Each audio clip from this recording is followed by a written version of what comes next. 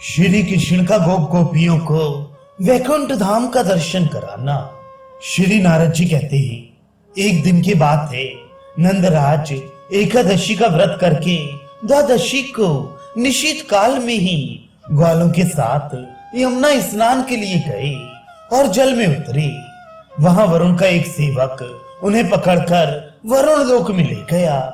मैथिलीश्वर उस समय ग्वालों में कोहराम मच गया। तब उन सबको आश्वासन दे भगवान श्री हरि वरुणपुरी में पधारे और उन्होंने सहसा उस पुरी के दुर्ग को भस्म कर दिया। करोड़ों सूर्यों के समान तेजस्वी श्री हरि को अत्यंत कुपित हुआ देख वरुण ने तिरस्कृत हो उन्हें नमस्कार किया और उनकी परिक्रमा करके हाथ जोड़कर कहा। वरुण बोले, श्री कृष्ण चंद्र को नमस्कार है। परिपूर्णतम परमात्मा तथा असंख्य ब्रह्मांडों का भरण पोषण करने वाले गोलोकपति को नमस्कार है। चतुर्व्यूह के रूप में प्रकट तेजो में श्री हरि को नमस्कार है। सर्व तेज स्वरूप आप परमेश्वर को नमस्कार है। सर्व स्वरूप आप परब्रह्म परमात्मा को नमस्कार है। मेरे किसी मूर्ख सेवक ने ये पहली बार आपकी अवहेलना की है, उसके लिए आप मुझे क्षमा करें। परेश भूमन, मैं आपकी शरण में आया हूँ, आप मेरी रक्षा कीजिए, रक्षा कीजिए। नारद जी कहते हैं, राजन, ये सुनकर प्रसन्न हुए भगवान श्री कृष्ण नंद जी को जीवित लेकर अपने बंधु जनों को सुख प्रदान करते हुए ब्रजमंडल में लौट आए।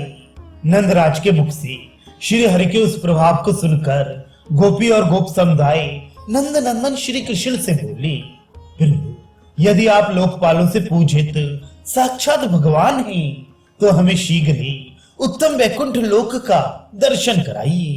तब उन सबको लेकर श्री कृष्ण वैकुंठ धाम में गए और वहां उन्होंने ज्योतिर्मंडल के मध्य में विराजमान अपने स्वरूप का उन्हें दर्शन कराया। उनके सहस्त्र भुजाएं थी, किरीट और कटक आदि आभूषणों से उनका स्वरूप और भी भव्य दिखाई देता था। वे शंख, चक्र, गदा, पद्म और वनमाला से सुशोभित थी। असंख्य कोटि सूर्यों के समान तेजस्वी स्वरूप से वे शेषनाग की शैया पर पौड़े थे। चरण डुलाए जाने से उनकी आभा और भी दिव्य जान पड़ती थी। ब्रह्मा आदि देवता उनकी सेवा में लगे थे।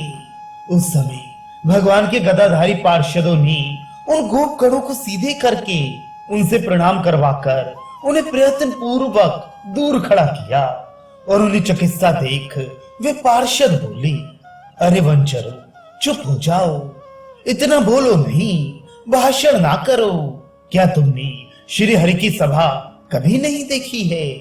यही सबके प्रभु देवादिदेव साक्षात भगवान स्थित होते हैं और वेद उनके गुण गाते हैं। इस प्रकार शिक्षा देने पर वे गोप हर्ष से भर गए और चुपचाप खड़े हो गए। अब वे मन ही मन कहने लगे, अरे, ये ऊंचे सिंहासन पर बैठा हुआ हमारा श्री कृष्ण ही तो है। हम समीप खड़े हैं तो भी हमें नीचा खड़ा करके ऊंचे बैठ गया है और हमसे क्षण भर के लिए बात तक नहीं करता। इसलिए व्रत से बढ़कर ना कोई श्रेष्ठ लोक है और ना उससे बढ़कर दूसरा कोई सुखदायक लोक है, क्योंकि व्रज में तो ये हमारा भाई रहा है और इसके साथ हमारी परस्पर बातचीत होती रही है। राजन, इस प्रकार कहते हुए उन गोपों के साथ परिपूर्णतम प्रभु भगवान श्री हरि व्रज में लौट आए।